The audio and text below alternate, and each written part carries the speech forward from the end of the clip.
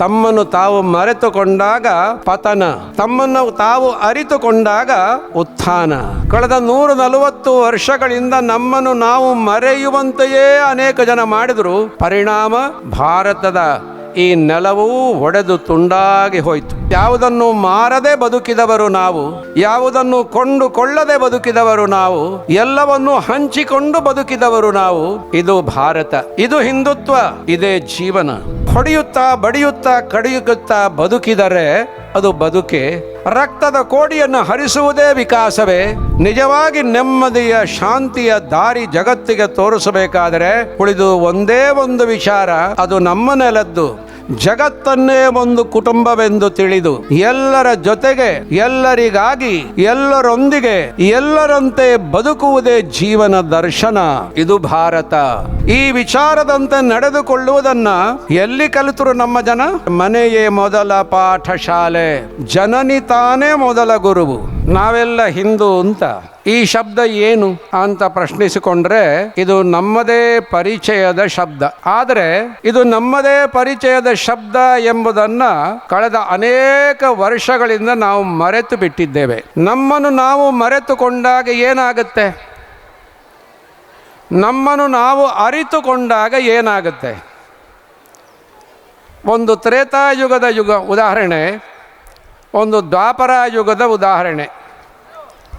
ತ್ರೇತಾಯುಗದಲ್ಲಿ ಆಂಜನೇಯ ರಾಮನಿಂದ ಆಜ್ಞೆಯನ್ನು ಪಡೆದು ಸೀತಾಮಾತೆಯನ್ನು ಹುಡುಕಿಕೊಂಡು ಬರಬೇಕು ಅಂತ ಹೊರಟ. ಸಮುದ್ರ ತೀರಕ್ಕೆ ಬಂದ, ತಲೆ ಅಡಿಗೆ ಹಾಕಿ ಕುಳಿತ. ಯಾಕೆ ಅಂದರೆ ಅವನಿಗೆ ತನ್ನನ್ನು ತಾನು ಮರೆತುಕೊಂಡಿದ್ದ. ಯಾವಾಗ ತನ್ನನ್ನು ತಾನು ಮರೆತುಕೊಂಡನೋ ತನ್ನ ಶಕ್ತಿಯನ್ನೂ ಮರೆತುಕೊಂಡು ಕಪಿಯಾಗಿ ಕುಳಿತು ಬಿಟ್ಟ. ಇದನ್ನು ಕಂಡ ಜಾಂಬವಂತ ಪಕ್ಕಕ್ಕೆ ಬಂದು ಬೆಣ್ತಟ್ಟಿ ಹೃದಯ ಮುಟ್ಟಿ ಅವನ ಶಕ್ತಿಯ ಪರಿಚಯವನ್ನು ಮಾಡಿಸಿಕೊಟ್ಟ. ಯಾವಾಗ ಜಾಂಬವಂತನಿಂದ ಹನುಮಂತ ತನ್ನನ್ನು ತಾನು ಅರಿತುಕೊಂಡನೋ ಆಗ ಆಕಾಶದೆತ್ತರಕ್ಕೆ ಬೆಳೆದು ಬಿಟ್ಟ. ಎದುರುಗಡೆ ಇರತಕ್ಕಂಥ ಸಮುದ್ರವನ್ನು ಹಾರಿಯೇ ಬಿಟ್ಟ. ನಡುವೆ ಬಂದ ಎಲ್ಲ ವಿಘ್ನಗಳನ್ನು ನಿವಾರಿಸಿಯೇ ಬಿಟ್ಟ. ಲಂಕೆಯನ್ನು ತಲುಪಿ ಅಶೋಕವನದಲ್ಲಿ ಕುಳಿತಿದ್ದ ದುಃಖಿತಳಾಗಿ ಕುಳಿತಿದ್ದಂಥ ಸೀತಾಮಾತೆಯನ್ನು ಪತ್ತೆ ಹಚ್ಚಿಬಿಟ್ಟ. ಲಂಕೆಯನ್ನು ಸುಟ್ಟ. ಮರಳಿ ಅಯೋಧ್ಯೆಗೆ ಬಂದು ಬಿಟ್ಟ. ರಾಮನಿಗೆ ವಾರ್ತೆಯನ್ನು ಒಪ್ಪಿಸಿಯೇ ಬಿಟ್ಟ. ಮುಂದೇನಾಯಿತು ಅನ್ನೋದು ನಿಮಗೆ ಗೊತ್ತಿದ್ದೇ ಇದೆ ಕಥೆ. ಅಂದರೆ ತನ್ನನ್ನು ಮರೆತುಕೊಂಡಾಗ ಒಂದು ಕಪಿ ಮಾತ್ರ, ಅರಿತುಕೊಂಡಾಗ ಅವನಿಂದ ಆದ ಕೆಲಸ ಪ್ರತ್ಯೇಕಗೊಂಡದ್ದು ಒಂದಾಯಿತು. ಸೀತಾ ರಾಮರಿಬ್ಬರು ಪ್ರತ್ಯೇಕಗೊಂಡಿದ್ದರು ರಾವಣನಿಂದಾಗಿ. ಪುನಃ ಹನುಮಂತನ ಈ ಜಾಗೃತಿಯಿಂದಾಗಿ ಪುನಃ ಸೀತಾರಾಮರು ಒಂದಾದರು. ರಾಮರಾಜ್ಯದ ಪ್ರತಿಷ್ಠಾಪನೆಯಾಯಿತು. ಇದು ತ್ರೇತಾಯುಗದ ಕಥೆ. ಇನ್ನು ದ್ವಾಪರಾಯುಗಕ್ಕೆ ಬಂದರೆ ಧರ್ಮ ಸಂಸ್ಥಾಪನೆಗಾಗಿ ಯುದ್ಧ ಮಾಡ್ತೇನೆ ಅಂತ ಧನುರ್ವಿದ್ಯಾ ಪಾರಂಗತ ಎಂದೇ ಬಿರುದು ಪಡೆದಿದ್ದ ಅರ್ಜುನ ಬಂದ. ರಣರಂಗದಲ್ಲಿ ನಿಂತ್ಕೊಂಡ. ಎದುರುಗಡೆ ಕಾಣುವಂತಹ ಸೈನ್ಯವನ್ನು ನೋಡಿದ. ಆ ಸೈನ್ಯದಲ್ಲಿ ಇರತಕ್ಕಂಥ ಎಲ್ಲ ತನ್ನ ಬಂಧುಗಳನ್ನು ಕಂಡು ಅವನ ಕೈಯಲ್ಲಿದ್ದ ಧನುಷು ಅದು ಜಾರಿತು. ಕಾಲು ನಡುಗಿತು, ಬಾಯಿ ಒಣಗಿತು, ನಾಲಿಗೆ ಆರಿತು. ಬಿಕ್ಕಿ ಬಿಕ್ಕಿ ಅಳುತ್ತಾ ಕೃಷ್ಣನಿಗೆ ಹೇಳಿದ, ಕೃಷ್ಣ, ನಾನಂತೂ ಯುದ್ಧ ಮಾಡೋದಿಲ್ಲ. ನನ್ನವರ ವಿರುದ್ಧವೇ ನಾನು ಬಿಲ್ಲು ಎತ್ತುವುದಿಲ್ಲ.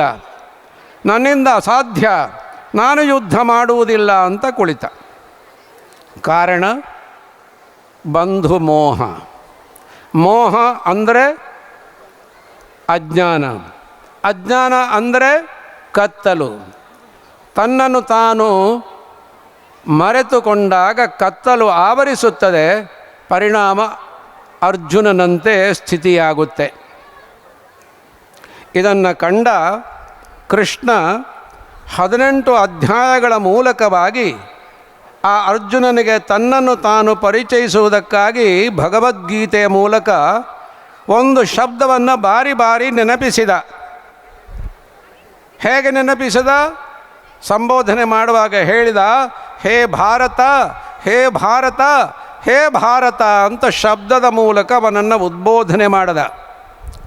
ಯಾವಾಗ ಅರ್ಜುನನಿಗೆ ನಾನು ಭಾರತ ಎಂಬ ಅರಿವಾಯಿತೋ, ಅರ್ಥಾತ್ ನಾನು ಬೆಳಕು ಎಂಬ ಅರಿವಾಯಿತೋ, ಕತ್ತಲು ಸರಿಯಿತು, ಧನುಷು ಕೈ ಏರಿತು, ನಡುಗಿದ್ದಂಥ ಕಾಲುಗಳು ಯುದ್ಧಕ್ಕೆ ಸಿದ್ಧವಾಯಿತು. ಮುಂದಿನ ಕಥೆ ನಿಮಗೂ ಗೊತ್ತು. ಅಧರ್ಮದ ನಾಶವಾಯಿತು, ಧರ್ಮದ ಪ್ರತಿಷ್ಠಾಪನೆಯಾಯಿತು. ಅಂದರೆ ತಮ್ಮನ್ನು ತಾವು ಮರೆತುಕೊಂಡಾಗ ಪತನ, ತಮ್ಮನ್ನು ತಾವು ಅರಿತುಕೊಂಡಾಗ ಉತ್ಥಾನ. ಇದು ತ್ರೇತಾಯುಗದ ದ್ವಾಪರಾಯುಗದ ಕಥೆ, ಇತಿಹಾಸ.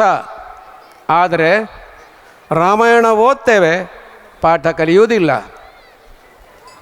ಭಗವದ್ಗೀತೆ ಓದ್ತೇವೆ, ಮಹಾಭಾರತ ಓದ್ತೇವೆ, ಆದರೆ ಪಾಠ ಕಲಿಯುವುದಿಲ್ಲ. ಕಥೆ ಮಾತ್ರ ಓದಿದರೆ ಸಾಲದು, ಕಥೆಯಿಂದ ಪಾಠ ಕಲಿಬೇಕು. ಇಂದು ಭಾರತದ 140 ಕೋಟಿ ಜನಗಳಾದ ನಮಗೂ ಇದೇ ಸ್ಥಿತಿ. ಕಳೆದ 140 ವರ್ಷಗಳಿಂದ ನಮ್ಮನ್ನು ನಾವು ಮರೆಯುವಂತೆಯೇ ಅನೇಕ ಜನ ಮಾಡಿದರು. ನಾವು ಮರೆತುಕೊಂಡೆವು. ಜಾತಿ ಹೆಸರಿನಲ್ಲಿ, ಭಾಷೆ ಹೆಸರಿನಲ್ಲಿ, ಮತ ಪಂಥ ಸಂಪ್ರದಾಯಗಳ ಹೆಸರಿನಲ್ಲಿ ಒಡೆದು ಹೋದೆವು. ಪರಿಣಾಮ ಭಾರತದ ಈ ನೆಲವೂ ಒಡೆದು ತುಂಡಾಗಿ ಹೋಯಿತು. ಇದು ಅರಿತುಕೊಳ್ಳಬೇಕಾದ ಅಂಶ. ಹಾಗಾಗಿ ಒಡೆದು ಹೋದದ್ದೆಲ್ಲವೂ ಮತ್ತೆ ಒಂದಾಗಬೇಕಾದರೆ, ದೂರ ಹೋದದ್ದೆಲ್ಲವೂ ಹತ್ತಿರ ಬರಬೇಕಾದರೆ, ನಾವು ಮತ್ತೆ ನಮ್ಮನ್ನು ನಾವು ಅರಿತುಕೊಳ್ಳಬೇಕು, ನಮ್ಮನ್ನು ನಾವು ಎಚ್ಚರಿಸಿಕೊಳ್ಳಬೇಕು ಎಂಬುದಕ್ಕಾಗಿ ಈ ಹಿಂದೂ ಸಮಾಜೋತ್ಸವ. ಬಂಧುಗಳೇ, ಜಗತ್ತಿನಲ್ಲಿ ಇಂದು 3 ವಿಚಾರಗಳು ಆಳುತ್ತಿದೆ. ಒಮ್ಮೆ ನಾವೆಲ್ಲರೂ ಹೃದಯವನ್ನು ಮುಟ್ಟಿಕೊಂಡು ಪ್ರಶ್ನಿಸಿಕೊಳ್ಳಬೇಕು. ಯಾವ ವಿಚಾರವನ್ನು ಒಪ್ಪಿಕೊಳ್ಳಬೇಕು, ಯಾವ ವಿಚಾರವನ್ನು ಅಪ್ಪಿಕೊಳ್ಳಬೇಕು, ಯಾವ ವಿಚಾರದಂತೆ ನಾವು ನಡೆಯಬೇಕು, ಈ ಪ್ರಶ್ನೆಯನ್ನು ನಾವು ಮಾಡಿಕೊಳ್ಳಬೇಕು. ಅದಕ್ಕಾಗಿ 3 ವಿಚಾರ ನಿಮಗೆ ಕೇಳಿಸ್ತೇನೆ. 2 ವಿಚಾರಗಳು ನಮ್ಮಿಂದ ಹೊರತಾದದ್ದು, ಹೊರಗಿನದ್ದು. ಅದು ಎಷ್ಟು ಪ್ರಭಾವಿ? ಮೊದಲನೇ ವಿಚಾರ ಅದು ಹೇಳುತ್ತೆ, ಇಂಗ್ಲೀಷ್ನಲ್ಲಿ ಹೇಳ್ತಾರೆ, world is A market, life is A business. ಜಗತ್ತೇ ಒಂದು ಮಾರುಕಟ್ಟೆ. ಹಾಗಾಗಿ ಜಗತ್ತಿನಲ್ಲಿ ಇರತಕ್ಕಂಥ ನಮ್ಮ ಜೀವನವೇ ಒಂದು ವ್ಯಾಪಾರ. ಹಾಗಾಗಿ ನಾವು ಎಲ್ಲರೂ ವ್ಯಾಪಾರಿಗಳಾಗಬೇಕು. ಅರ್ಥಾತ್ ಎಲ್ಲವನ್ನೂ ಮಾರಬೇಕು, ಹಾಗಾಗಿ ಬೇಕಾದದ್ದೆಲ್ಲವನ್ನು ಕೊಂಡುಕೊಳ್ಳಬೇಕು. ಇದರಿಂದ ದುಡ್ಡು ಹೆಚ್ಚು ಹೆಚ್ಚು ಮಾಡಿಕೊಳ್ಳಬೇಕು. ಸುಖದಲ್ಲಿ ಮೈ ಮರೆಯಬೇಕು. ಮೈಯನ್ನು ಮರೆಯಬೇಕು, ಮನವನ್ನು ಮರೆಯಬೇಕು, ಬುದ್ಧಿಯನ್ನು ಮರೆಯಬೇಕು, ನಮ್ಮನ್ನು ಮರೆತುಕೊಳ್ಳಬೇಕು. ಈ ವಿಚಾರವನ್ನು ಕಲಿಸಿದವರು ಈ ವಿಚಾರದ ಮೂಲಕವಾಗಿ ಜಗತ್ತನ್ನೇ ಆಳುವುದಕ್ಕೆ ಹೊರಟು ಬಿಟ್ಟರು. ಈ ನಮ್ಮ ದೇಶಕ್ಕೂ ಈ ನಮ್ಮ ನೆಲಕ್ಕೂ ಈಸ್ಟ್ ಇಂಡಿಯಾ ಕಂಪನಿಯ ಹೆಸರಿನ ವ್ಯಾಪಾರಕ್ಕೆ ಬಂದರಲ್ಲ.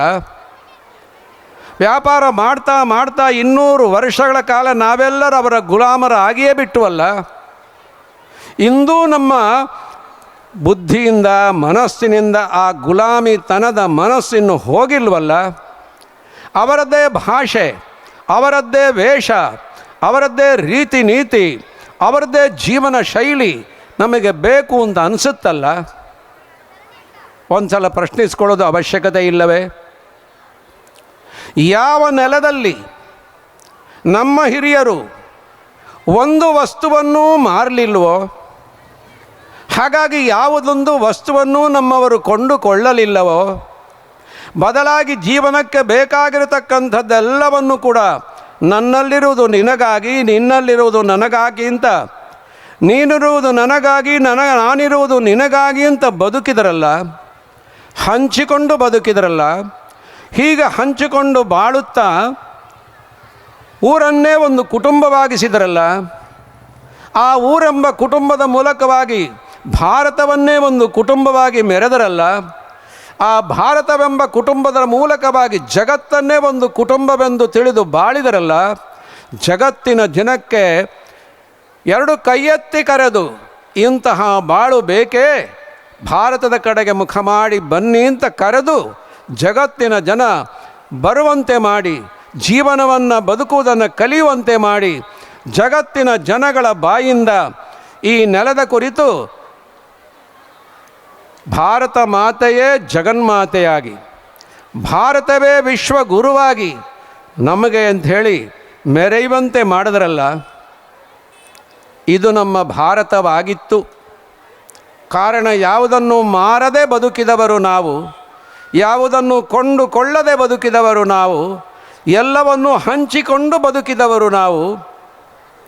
ಇದು ಭಾರತ, ಇದು ಹಿಂದುತ್ವ, ಇದು ಆರ್ಯತ್ವ, ಇದು ಸಾರಸ್ವತತ್ವ, ಇದು ಬ್ರಹ್ಮತ್ವ, ಇದೇ ಜೀವನ. ಇವತ್ತು ನಾವು ಎಷ್ಟು ಮಾರ್ತಾ ಇದ್ದೇವೆ, ಎಲ್ಲಿವರೆಗೆ ಮಾರಾಟ ಅಂದರೆ ಆ ಮಾರಾಟಕ್ಕೆ ತುದಿಯೇ ಇಲ್ಲ. ನಾಚಿಕೆ ಮಾನ ಮರ್ಯಾದೆಗಳನ್ನು ಬಿಟ್ಟು ಎಲ್ಲವನ್ನೂ ಮಾರ್ತೇವೆ. ಎಲ್ಲವನ್ನು ಅಂದಾಗ ಈ ನೆಲವನ್ನೂ ಮಾರ್ತೇವೆ, ಭಗವಂತ ಕೊಟ್ಟಿರತಕ್ಕಂಥ ಜಲವನ್ನೂ ಮಾರ್ತೇವೆ, ಉಚಿತವಾಗಿ ಕೊಟ್ಟಿರತಕ್ಕಂಥ ಬದುಕಿನ ಉಸಿರನ್ನೇ ಮಾರ್ತೇವೆ, ಆ ಸುಂದರವಾದ ಬೆಳಕನ್ನೂ ಮಾರ್ತೇವೆ. ಅಷ್ಟೇ ಅಲ್ಲ, ನಾವು ಮಾರದೆ ಇರುವುದು ಯಾವುದು ಅಂತ ಒಂದು ಪ್ರಶ್ನಿಸಿಕೊಳ್ಳಿ. ಅಪ್ಪ ಅಮ್ಮ ಮಕ್ಕಳನ್ನೂ ಮಾರ್ತಾರೆ, ಮಕ್ಕಳನ್ನು ದುಡ್ಡಿಗಾಗಿ ಮಾರಾಟವಾಗುವಷ್ಟು ಪತನ. ಬಿಡಿ, ದೇಹವನ್ನೂ ಮಾರಿಕೊಳ್ತೇವೆ, ದೇಹದ ಅಂಗಾಂಗಗಳನ್ನೂ ಮಾರಿಕೊಳ್ತೇವೆ, ದೇಹದ ಒಳಗಿರತಕ್ಕಂಥ ಹರಿಯುತ್ತಿರುವ ರಕ್ತವನ್ನೂ ಮಾರುತ್ತೇವೆ. ಇದು ವಿಕಾಸವೇ ವಿನಾಶವೇ? ಒಮ್ಮೆ ಹೃದಯ ಮುಟ್ಟಿ ಪರೀಕ್ಷಿಸಿಕೊಳ್ಳುವ ಅವಶ್ಯಕತೆ ಇಲ್ಲವೇ? ಈ ವಿಚಾರದ ಹಿಂದೆ ನಾವು ಒಪ್ಪಿ ಈ ಆಚರಣೆಯಂತೆ ಬದುಕಬೇಕೇ? ಈ ಪ್ರಶ್ನೆಯನ್ನು ನಾವೆಲ್ಲರೂ ಮಾಡಿಕೊಳ್ಳಬೇಕು ಬಂಧುಗಳೇ. ಇನ್ನು ಜಗತ್ತಿನಲ್ಲಿ ಆಳುತ್ತಿರುವ ಎರಡನೆಯ ವಿಚಾರ, ಅದು ಹೇಳುತ್ತೆ ಇಂಗ್ಲೀಷ್ನಲ್ಲಿ, world is A battle field, life is A battle. ಜಗತ್ತೇ ಒಂದು ರಣರಂಗ, ಜೀವನವೇ ಒಂದು ಸಂಘರ್ಷ. ಹಾಗಾಗಿ ನಾವು ಹೇಗೆ ಬದುಕುತ್ತಾ ಇರಬೇಕು ಅಂದರೆ ಹೊಡೆದಾಡ್ತಾ ಬದುಕಬೇಕು. ಅದಕ್ಕೆ ಸಣ್ಣ ವಯಸ್ಸಿನಲ್ಲೇ ಕಲಿಸಿಕೊಡುವ ಪಾಠ ಏನು? ಅವರ ಶಾಲೆಗಳಲ್ಲಿ ಹೊಡಿ ಬಡಿ ಕಡಿ, ಅದಕ್ಕೆ ಹೆಸರು ಉಗ್ರವಾದ, ಆತಂಕವಾದ, ನಕ್ಸಲ್ವಾದ, ಮಾವೋವಾದ, ಹಿಂಸಾವಾದ. ಹೆಸರುಗಳು ಎಷ್ಟು ಸುಂದರ. ಈ ರೀತಿ ಹೊಡೆಯುತ್ತಾ ಬಡಿಯುತ್ತಾ ಕಡಿಯುತ್ತಾ ಬದುಕಿದರೆ ಅದು ಬದುಕೆ? ಅದೇ ಅಲ್ವೇ ಸಾವು? ಅದೇ ಅಲ್ವೇ ವಿನಾಶ? ರಕ್ತದ ಕೋಡಿಯನ್ನು ಹರಿಸುವುದೇ ವಿಕಾಸವೇ? ಇದರಿಂದಲೂ ಈ ವಿಚಾರದ ಮೂಲಕವೂ ಅವರು ಮಾಡಿದ್ದೇನು ಅಂದರೆ ಸಾಮ್ರಾಜ್ಯಗಳ ವಿಸ್ತಾರ. ಮೊದಲನೆಯ ವಿಚಾರವು ವ್ಯಾಪಾರದ ಮೂಲಕ ಮಾಡಿದ್ದು ಸಾಮ್ರಾಜ್ಯ ವಿಸ್ತಾರ, ಎರಡನೆಯ ವಿಚಾರವು ಮಾಡಿದ್ದು ಸಾಮ್ರಾಜ್ಯ ವಿಸ್ತಾರ.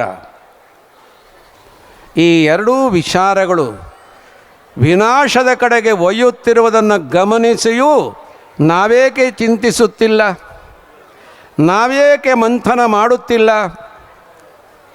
ಈ ಎರಡೂ ವಿನಾಶದ ದಾರಿಗಳಿಂದ, ಈ ಎರಡೂ ಪತನದ ದಾರಿಗಳಿಂದ ಜಗತ್ತನ್ನು ನಿಜವಾಗಿ ಉಳಿಸಬೇಕು, ಬೆಳೆಸಬೇಕು, ನಿಜವಾಗಿ ನೆಮ್ಮದಿಯ ಶಾಂತಿಯ ದಾರಿ ಜಗತ್ತಿಗೆ ತೋರಿಸಬೇಕಾದರೆ ಉಳಿದು ಒಂದೇ ಒಂದು ವಿಚಾರ, ಅದು ನಮ್ಮ ನೆಲದ್ದು, ನಮ್ಮೆಲ್ಲರ ಪೂರ್ವಜರಾದ ಋಷಿ ಸಂಸ್ಕೃತಿಯದ್ದು. ಆ ಋಷಿ ಸಂಸ್ಕೃತಿಯಲ್ಲಿರುವ ನಮ್ಮೆಲ್ಲ ಪೂರ್ವಜರು ಏನು ಹೇಳಿದರು, ಅದು ಈ ನೆಲದ ವಿಚಾರ ಏನು ಹೇಳುತ್ತೆ? ನಮ್ಮವರಿಗೆ ಜಗತ್ತೇ ಒಂದು ಕುಟುಂಬವಾಗಿ ಕಾಣಿಸಿತು. ಎಲ್ಲರೂ ನಮ್ಮ ಬಂಧುಗಳು ಎಂಬ ಭಾವ ಜಾಗೃತವಾಯಿತು. ಹಾಗಾಗಿ ಈ ನಮ್ಮ ವಿಚಾರ ಇಂಗ್ಲೀಷ್ನಲ್ಲಿ ಹೇಳ್ತಾರೆ, world is A family, life is A philosophy. ಜಗತ್ತನ್ನೇ ಒಂದು ಕುಟುಂಬವೆಂದು ತಿಳಿದು, ಜಗತ್ತಿನ ಎಲ್ಲರನ್ನೂ ತನ್ನವರೆಂದು ತಿಳಿದು, ಎಲ್ಲರ ಜೊತೆಗೆ, ಎಲ್ಲರಿಗಾಗಿ, ಎಲ್ಲರೊಂದಿಗೆ, ಎಲ್ಲರಂತೆ ಬದುಕುವುದೇ ಜೀವನ ದರ್ಶನ. ಇದು ಭಾರತ, ಇದು ಹಿಂದುತ್ವ.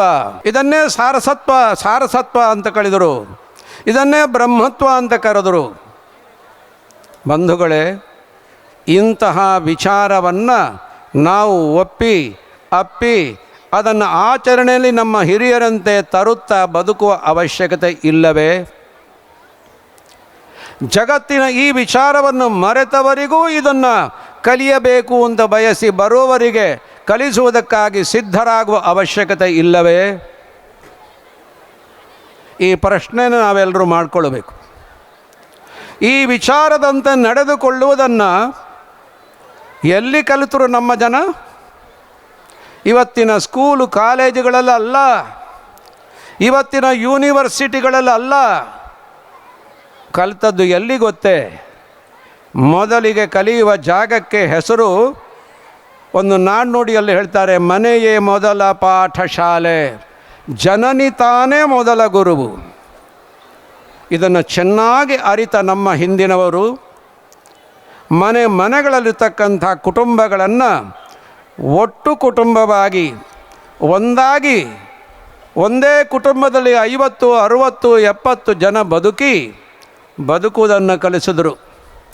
ಒಂದೇ ಮನೆಯಲ್ಲಿರ್ತಕ್ಕಂಥ ಮಕ್ಕಳು ಮನೆಯಲ್ಲಿರುವಂಥ ಎಲ್ಲ ಬಂಧುಗಳನ್ನು ದೊಡ್ಡಪ್ಪ, ಚಿಕ್ಕಪ್ಪ, ದೊಡ್ಡಮ್ಮ, ಚಿಕ್ಕಮ್ಮ, ಅಜ್ಜ, ಅಜ್ಜಿ, ಮಾವ, ಬಾವ ಎಂಬ ಶಬ್ದಗಳ ಮೂಲಕ ಎಲ್ಲರನ್ನೂ ಪ್ರೀತಿಸ್ತಾ, ಎಲ್ಲರನ್ನೂ ಗೌರವಿಸ್ತಾ, ಎಲ್ಲರ ಸೇವೆ ಮಾಡ್ತಾ ಮಕ್ಕಳು ಬೆಳೆದರಲ್ಲ, ಅಂತಹ ಸುಂದರ ಕುಟುಂಬವನ್ನು ಕಟ್ಟಿದರಲ್ಲ, ಆ ಮೂಲಕವಾಗಿ ಅಂಥ ಕಟ್ಟಿದ ಕುಟುಂಬಗಳಿಗೆ ಜಗತ್ತೇ ಕುಟುಂಬವಾಯಿತಲ್ಲ. ಹಾಗಾಗಿ ನಮ್ಮ ಭಾರತದ ಸಾಮಾಜಿಕ ಜೀವನದ ಆಧಾರ ಕೇಂದ್ರ ಅಂದರೆ ನಮ್ಮ ಕುಟುಂಬಗಳು. ಈ ಕುಟುಂಬಗಳನ್ನು ನಾವು ಉಳಿಸಬೇಕು. ಇದೇ ರೀತಿಯಲ್ಲಿ ಒಟ್ಟು ಕುಟುಂಬಗಳಾಗಿ ಬದುಕುವುದನ್ನು ಮತ್ತೆ ಕಲಿಬೇಕು. ಅಂತಹ ಒಟ್ಟು ಕುಟುಂಬಗಳಲ್ಲಿ, ಆ ಮನೆಯ ಮೊದಲ ಪಾಠಶಾಲೆಯಲ್ಲಿ ಜನನಿ ತಾನೇ ಮೊದಲ ಗುರುವು ಎಂಬ ಕಲಿತಂತಹ ಆ ಅಮ್ಮನ ಗುರುವಿನ ಅಡಿಯಲ್ಲಿ ಮಡಿಲಲ್ಲಿ ಕುಳಿತು ಏನು ಕಲಿಬೇಕು? ಅಂದು ಅಮ್ಮ ಕಲಿಸಿದ್ದಂತೆ, ಮೊದಲ ಪಾಠ ಕಲಿಸಿದ್ದಂತೆ, ಬೆಳಗ್ಗೆ ಎದ್ದ ತಕ್ಷಣ ಈ ಭೂಮಿ ತಾಯಿಯ ಮೇಲೆ ಕಾಲಿಡುವುದಕ್ಕಿಂತ ಮುಂಚೆ ಮಕ್ಕಳನ್ನು ಕರೆದು ಅಮ್ಮ ಹೇಳ್ತಾಳೆ, ಮಗು, ಈ ಭೂಮಿ ತಾಯಿ ಇದು ಕೇವಲ ಮಣ್ಣು ಅಂತ ತಿಳ್ಕೊಳ್ಬೇಡ. ಜೀವನದ ಕೊನೆಯವರೆಗೂ ನಿನ್ನನ್ನು ಲಾಲಿಸಿ, ಪಾಲಿಸಿ, ಉಣಿಸಿ, ನಿನಗೆ ನೆಲೆ ಕೊಟ್ಟು ನಿನ್ನನ್ನು ಬೆಳೆಸುವಂತಹ ಒಂದು ಜೀವಂತ ತಾಯಿ. ಹಾಗಾಗಿ ಈ ತಾಯಿಯ ಮೇಲೆ ನಿನ್ನ ಮುಂದಿನ ಕೆಲಸಕ್ಕಾಗಿ ಕಾಲಿಡುವುದಕ್ಕಿಂತ ಮುಂಚೆ ಒಮ್ಮೆ ಭೂಮಿ ತಾಯಿಗೆ ನಮಸ್ಕರಿಸು, ಕ್ಷಮಾಪಣೆ ಬೇಡು. ಅದಾದ ನಂತರ ನಿನ್ನ ಮುಂದಿನ ಕೆಲಸಕ್ಕೆ ಹೆಜ್ಜೆ ಹಾಕು ಅಂತ ಅಮ್ಮ ಕಲಿಸಿಕೊಟ್ಲು. ಅದೇ ಮನೆಯಲ್ಲಿರುವ ಅಪ್ಪ ಬ್ರಾಹ್ಮಿ ಮುಹೂರ್ತದಲ್ಲಿ ಎದ್ದು ರೈತ ಹೆಗಲ ಮೇಲೆ ನೇಗಿಲನ್ನಿಟ್ಟುಕೊಂಡು ಹೊರಟಾಗ ಮಕ್ಕಳನ್ನೂ ಕರ್ಕೊಂಡು ಹೊರಟ. ಹೊಲಕ್ಕೆ ಕರೆದುಕೊಂಡು ಹೋಗಿ ಹೊಲದಲ್ಲಿ ಹೂಡುವ ಮುನ್ನ ಇದೇ ನೆಲದ ಮೇಲೆ ಮಂಡಿಯೂರಿ ಕುಳಿತ, ತಲೆ ಬಾಗಿದ, ಕೈ ಜೋಡಿಸಿದ, ಪ್ರಾರ್ಥಿಸಿದ. ಏನು ಪ್ರಾರ್ಥನೆ? ಅಮ್ಮ, ನೀನು ಕೇವಲ ಅಮ್ಮ ಅಷ್ಟೇ ಅಲ್ಲ, ನಮ್ಮಂಥ ಕೋಟಿ ಕೋಟಿ ಜೀವಗಳಿಗೆ ಅನ್ನ ಕೊಟ್ಟು, ಜೀವನ ಕೊಟ್ಟು ಬೆಳೆಸುವ ಸಾಕ್ಷಾತ್ ಅನ್ನಪೂರ್ಣಾದೇವಿ ನೀನು. ನಿನ್ನ ಮಡಿಲಿನಿಂದ ಎಲ್ಲರ ಬದುಕಿಗೆ ಬೇಕೇ ಬೇಕಾಗಿರುವಂತಹ ಅನ್ನವನ್ನು ಬೆಳೆಯುವ ಧರ್ಮ ರೈತನಾದ ನನ್ನದು. ಅದಕ್ಕಾಗಿ ನಾನು ಹೊಲ ಹೂಡಬೇಕಾಗತ್ತೆ.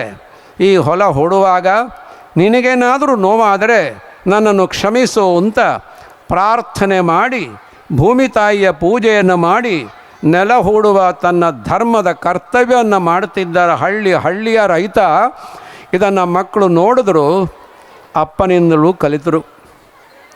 ಇಂತಹ ಪಾಠವನ್ನು ಕಲಿತ ಅಪ್ಪ ಅಮ್ಮನಿಂದ ಕಲಿತಂತಹ ಪಾಠವನ್ನು ಕಲಿತ ಮಕ್ಕಳಿಂದ ಎಂದಾದರೂ ಭೂಮಿಯ ಮಾರಾಟವಾದೀತೆ, ಎಂದಾದರೂ ಭೂಮಿಯ ಶೋಷಣೆ ಆದೀತೆ, ಎಂದಾದರೂ ಭೂಮಿಗೆ ವಿಷವುಣಿಸುವ ಕೆಲಸ ನಡೆದೀತೆ? ಇದು ಪ್ರಶ್ನೆ. ಇನ್ನು ಎರಡನೇದಾಗಿ ಪಾಠ ಕಲಿಸ್ತಾಳೆ ಅಮ್ಮ. ಎದುರುಗಡೆ ಕಾಣುವ ಹಟ್ಟಿಯಲ್ಲಿರುವ ಹಸುವನ್ನು ತೋರಿಸಿ, ಆಕಳನ್ನು ತೋರಿಸಿ ಹೇಳ್ತಾಳೆ, ಮಗು, ನನ್ನ ಎದೆ ಹಾಲು ಕುಡಿಯೋವರೆಗೆ ನನ್ನ ಎದೆ ಹಾಲು ಕುಡಿದು ಬೆಳೆದೆ, ನಿನ್ನ ಮುಂದಿನ ಜೀವನದ ಕೊನೆಯವರೆಗೂ ನಿನಗೆ ಹಾಲು ಉಣಿಸುವ ಈ ನಿನ್ನ ಆ ಇನ್ನೊಂದು ತಾಯಿಯನ್ನು ನೋಡು. ಬರೀ ನೋಡುವುದಷ್ಟ ಅಲ್ಲ, ಆ ಹಾಲಿನ ಮೂಲಕವನ್ನು ನಿನ್ನ ಸೇವೆ ಮಾಡ್ತಾ ಇರತಕ್ಕಂಥ, ತನ್ನ ಗೋಮೂತ್ರ ಗೋಮಯಗಳಿಂದ ತನ್ನ ಭೂಮಾತೆಯ ಸೇವೆಯನ್ನು ಮಾಡ್ತಾ ಇರುವಂಥ ಆ ವಿಶ್ವಮಾತೆಯಾದ 33 ಕೋಟಿ ದೇವತೆಗಳಿಂದ ಅಲಂಕೃತವಾದ ಆ ಜೀವಂತವಾಗಿರತಕ್ಕಂಥ ತಾಯಿಯನ್ನೊಮ್ಮೆ ಪೂಜಿಸು, ರಕ್ಷಿಸು, ಸೇವೆ ಮಾಡು. ಅದೇ ತಾಯಿ ನಿನ್ನನ್ನು ರಕ್ಷಿಸ್ತಾಳಪ್ಪ ಕೊನೆಯವರೆಗೆ ಎಂಬ ಪಾಠವನ್ನು ಅಮ್ಮ ಕಲಿಸ್ತಾಳೆ ನೋಡಿ. ಅಂತಹ ಮಗುವಿನಿಂದ, ಈ ಪಾಠ ಕಲಿತ ಮಗುವಿನಿಂದ ಎಂದಾದರೂ ಗೋವಿನ ಮಾರಾಟ ನಡೆದೀತೆ, ಗೋವಿನ ಹತ್ಯೆ ನಡೆದೀತೆ, ಗೋವನ್ನು ಮನೆಯಿಂದ ಹೊರಹಾಟುವ ಕೆಲಸ ನಡೆದೀತೆ? ಇದು ಪ್ರಶ್ನೆ. ಇನ್ನು ಮೂರನೇದಾಗಿರ್ತಕ್ಕಂಥ ತಾಯಿಯನ್ನು ತೋರಿಸ್ತಾಳೆ ಅಮ್ಮ.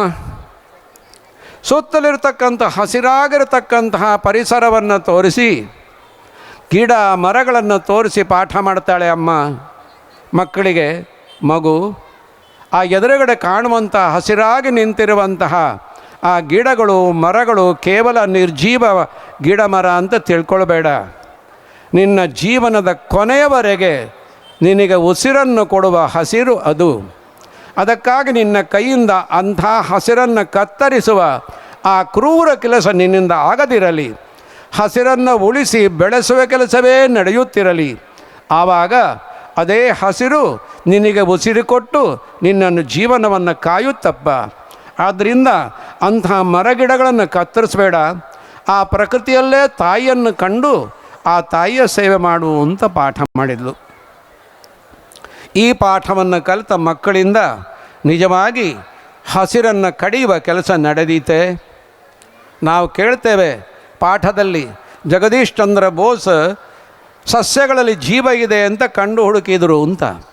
ಆದರೆ ಜಗದೀಶ್ ಚಂದ್ರ ಬೋಸ್ನಿಂದ ಎಷ್ಟೋ ಸಹಸ್ರ ಲಕ್ಷ ವರ್ಷಗಳ ಹಿಂದಿನಿಂದ ನಮ್ಮ ಹಳ್ಳಿಯಲ್ಲಿರುವಂತಹ ಯಾರನ್ನು ಇವತ್ತಿನ ವಿದ್ಯಾವಂತರು ಅವಿದ್ಯಾವಂತರು ಅನಕ್ಷರಸ್ಥರು ಅಂತ ಕಲಿತಾರ ಅಂಥ ತಾಯಂದಿರಿಗೆ ಇದು ಗೊತ್ತಿತ್ತು. ಹಸಿರಿನಲ್ಲಿ ಜೀವ ಇದೆ ಅಷ್ಟೇ ಅಲ್ಲ, ಹಸಿರಿನಲ್ಲಿ ದೇವನೂ ಇದ್ದಾನೆ ಅಂತ. ಆ ಜೀವದಲ್ಲಿ ಶಿವನೂ ಇದ್ದಾನೆ ಅಂತ. ಹಾಗಾಗಿ ಪ್ರಕೃತಿಯನ್ನು ಮಾತೆಯಾಗಿ ರಕ್ಷಿಸ್ತಾ ಬದುಕಬೇಕು ಎಂಬ ಪಾಠವನ್ನು ಕಲಿಸಿದ್ಲು. ನಾಲ್ಕನೇದಾಗಿ ಸುತ್ತಲಿರ್ತಕ್ಕಂಥ ಎಲ್ಲ ಹರಿಯುವಂಥ ನದಿಗಳನ್ನು ತೋರಿಸಿದ್ಲು. ನದಿಗಳನ್ನು ತೋರಿಸಿ ಪಾಠ ಮಾಡಿದ್ಲು ಮಗು. ಈ ನದಿಗಳಿಗೆ ಸಂಸ್ಕೃತ ಭಾಷೆಯಲ್ಲಿ ಅಲ್ಲಿ ಹರಿಯುತ್ತಿದ್ದಿಲ್ಲ ನೀರು, ಅದು ಕೇವಲ ನೀರಲ್ಲ, ಸಂಸ್ಕೃತ ಭಾಷೆಯಲ್ಲಿ ಅದಕ್ಕೆ ಜೀವನ ಅಂತ ಹೆಸರು. ನಿನ್ನ ಜೀವನ ನಿಜವಾಗಿ ಜೀವನ ಇರಬೇಕಾದರೆ, ನಿನ್ನ ಜೀವನದಲ್ಲಿ ಜೀವ ಇರಬೇಕಾದರೆ ಈ ಹರಿಯುತ್ತಿರುವ ಜೀವನ ಹರಿಯುತ್ತಾ ಇರಬೇಕು. ಅದು ಮಲಿನಗೊಳ್ಳಬಾರದು, ಅದು ಶುದ್ಧವಾಗಿ ಹರಿತಾ ಇರಬೇಕು. ಆ ಹರಿಯುವ ಶುದ್ಧವಾದ ನೀರು ನಿನ್ನೊಳಗೆ ಹೋದರೆ ನಿನ್ನ ಜೀವನವೂ ಶುದ್ಧಿಯಾಗುತ್ತೆ. ಇಂತಹ ಸುಂದರ ಪಾಠವನ್ನು ಕಲಿಸಿದ್ಲು ಅಮ್ಮ. ಪ್ರತಿಯೊಂದು ತಾಯಿ ಹರಿಯುವ ನದಿಗಳಲ್ಲಿ ಗಂಗೆಯನ್ನು ತೋರಿಸಿದ್ಲು. ಗಂಗಾ ಮಾತೆ ಅಂತ ಕರೆದ್ಲು. ನೀರಿನಲ್ಲಿ ಗಂಗೆಯನ್ನು ತೋರಿಸಿ ಗಂಗಾ ಮಾತೆಯ ದರ್ಶನ ಮಾಡಿಸಿ ಅದನ್ನು ರಕ್ಷಿಸು, ಪೂಜಿಸು, ಪೋಷಿಸು ಅಂತ ಕಲಿಸಿಕೊಟ್ಲು. ಈ ಪಾಠವನ್ನು ಕಲಿತ ಮಕ್ಕಳಿಂದ ಎಂದಾದರೂ ಹರಿಯುವ ನೀರಿನ ಅಶುದ್ಧೀಕರಣ, ಮಾಲಿನ್ಯದ ಕೆಲಸ ನಡೆದೀತೆ? ಇನ್ನು 5ನೇದು, ಆ ತಾಯಿ ಕಲಿಸ್ತಾಳೆ ಸುತ್ತಲಿರ್ತಕ್ಕಂಥ ಸಮಾಜವನ್ನು ತೋರಿಸಿ, ಆ ಸಮಾಜದಲ್ಲಿರ್ತಕ್ಕಂಥ ಹೆಣ್ಣು ಮಕ್ಕಳನ್ನು ತೋರಿಸಿ ಕಲಿಸ್ತಾಳೆ. ಮಗು, ನನ್ನನ್ನು ಕಂಡಾಗ ಅಮ್ಮ ಅಂತ ನೀನು ಬಾಯಿ ಬಿಟ್ಟು ಕರಿತೀಯಲ್ಲ, ಅದೇ ರೀತಿಯಲ್ಲಿ ನಿನ್ನ ಕಣ್ಮುಂದೆ ನನ್ನಂತೆ ಕಾಣುವ ಎಲ್ಲ ಹೆಣ್ಣು ಮಕ್ಕಳನ್ನು ಅಮ್ಮ ಎಂದೇ ತಿಳಿದು ಅವರನ್ನು ನೀನು ರಕ್ಷಿಸಬೇಕಪ್ಪ, ಅವರನ್ನು ಪೋಷಿಸಬೇಕಪ್ಪ, ಅವರೆಲ್ಲರ ಸೇವೆ ಮಾಡ್ತಾ ಬದುಕಬೇಕಪ್ಪ ಅಂತ ಕಲಿಸ್ಕೊಟ್ಲು. ಹೀಗಾಗಿ ನಾರಿಯಲ್ಲಿ ನಾರಾಯಣಿಯನ್ನು ತೋರಿಸಿದವಳು ನಮ್ಮಮ್ಮ. ಅದೇ ರೀತಿಯಲ್ಲಿ ಸಮಾಜದಲ್ಲಿರ್ತಕ್ಕಂಥ ನರರಲ್ಲಿ ನಾರಾಯಣನ ತೋರಿಸಿ ಸಮಾಜವೆಂಬ ಸಮಾಜ ಪುರುಷನ ರೂಪದಲ್ಲಿ ನಿಂತಿರತಕ್ಕಂಥ ಭಗವಂತನ ಸೇವೆ ಮಾಡಬೇಕು ಅಂತ ಕಲಿಸಿದವಳು ನಮ್ಮಮ್ಮ. ಇಂತಹ ಅಮ್ಮನಿಂದ ಕಲಿತ ಪಾಠ ಅದೆಷ್ಟು ಸುಂದರ ನೋಡಿ. ಇಂತಹ ಪಾಠವನ್ನು ಕಲಿತ ಮಕ್ಕಳಿಂದ ಎಂದಾದರೂ ಸಮಾಜ ವಿರೋಧಿಯಾದ, ರಾಷ್ಟ್ರ ವಿರೋಧಿಯಾದ, ಪ್ರಕೃತಿ ವಿರೋಧಿಯಾದ ಯಾವುದಾದರೂ ಕೆಲಸ ನಡೆಯಬಲ್ಲುದೇ? ಇಂತಹ ಸಂಸ್ಕಾರ ಸಂಸ್ಕೃತಿಯನ್ನು ಕೊಡುವ ಶಿಕ್ಷಣವನ್ನು ನಮ್ಮ ಮನೆಗಳು ಉಳಿಸಿಕೊಂಡಿದೆಯೇ? ನಮ್ಮ ಮಕ್ಕಳಿಗೆ ಇಂತಹ ಪಾಠವನ್ನು ಕಲಿಸ್ತಾ ಇದ್ದೇವೆಯೇ? ಒಮ್ಮೆ ಇಲ್ಲಿ ಪ್ರಶ್ನಿಸಿಕೊಳ್ಳೋದು ಅವಶ್ಯಕತೆ ಇಲ್ಲವೇ? ಬಂಧುಗಳೇ, ಇಂತಹ ಪಾಠವನ್ನು ಕಲಿತ ಮಕ್ಕಳು ಮನೆಯೆಂಬ ಪಾಠಶಾಲೆಯಿಂದ ಮುಂದಿನ ಕಾಲಿಟ್ಟರು ಎಲ್ಲಿಗೆ? ದೊಡ್ಡ ಮನೆಗೆ. ಆ ದೊಡ್ಡ ಮನೆಗೆ ಹೆಸರು ಗುರುಕುಲ ಅಂತ. ಕುಲ ಅಂದರೆ ಮನೆ, ಗುರು ಅಂದರೆ ದೊಡ್ಡದು, ಗುರುಕುಲ ಅಂದರೆ ದೊಡ್ಡ ಮನೆ ಅಂತ ಅರ್ಥ.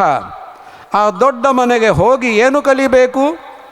ಅಮ್ಮನಿಂದ ಕಲಿತಂಥ ಜೀವನದ ಪ್ರತಿಯೊಂದು ವ್ಯವಹಾರಕ್ಕೆ ಅದಕ್ಕೆ ನಮ್ಮ ಶಾಸ್ತ್ರ ಗ್ರಂಥಗಳಿಂದ ಆಧಾರವನ್ನು ಕಲಿಬೇಕು.